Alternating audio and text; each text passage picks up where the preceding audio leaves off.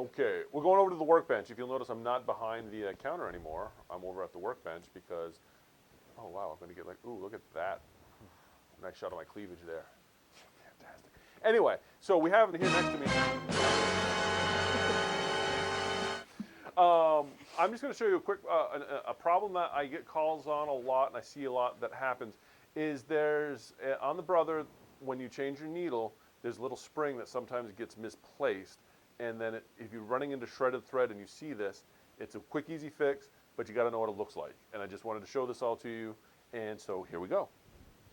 You'll notice there's a nice close-up of the needle, the number 6, where the needle comes down here. But I'm going to see if I can get in there and show this to you without getting my fat head in the way. If you'll notice, there's that little spring. See that little spring that's coming down? Can you guys kind of see that? Yeah. What happens is when you change a needle, sometimes that won't get put where it belongs and it gets bent down like that. And what happens when you start to sew is that spring will catch your thread and shred it. And it hangs down. Yeah, it'll hang down. It'll hang down way because what I was trying to find an extra one that I didn't have on a machine so you could see what it looks like. But you can see where that spring hangs down. So a lot of people, when they change the needle, they put their needle up in front of the spring. That spring actually has a hole in it that the needle goes through. And you'll notice when I take that needle out there, it springs back up, but it's underneath. Right, but if the needle isn't in the hole, yeah. It's not going to spring back up. Yeah, but if your needle keeps hanging down. And if your needle's in the machine, you cannot fix it because the needle is supposed to go through it. So it's below, if you can see it's below that little bar right there. If that spring is below the bar, it's not where it belongs.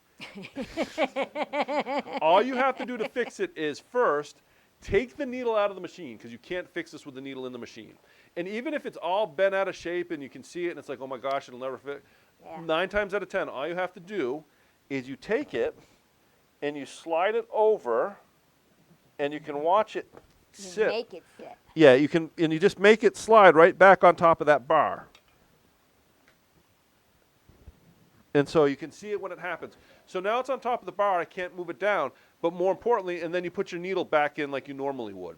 And that fixes that problem. And you see this a lot. What'll happen is your thread will get jammed up there and pull that spring out of place.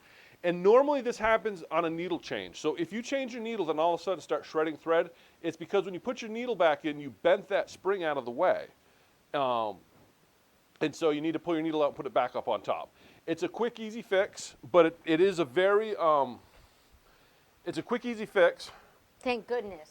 But it happens. I don't want to say it's frequent, but I do see it. I do get calls about it on occasion. Usually I just have them bring it in and I fix it for them. But if you're somebody that's like 2 hours away, hopefully that video will help. It's easy to fix. All you do is just put that spring back up above that bar and then put your needle back in. And putting your needle back in will hold that spring in place. And just be aware of it anytime you change your needle, because after you've bent it once, a lot of times, after every needle change is when it pops out. Ugh. But once it's where you want it to be, with the needle in there, it's not going to go anywhere once your needle's in place. So that's the workbench of the day.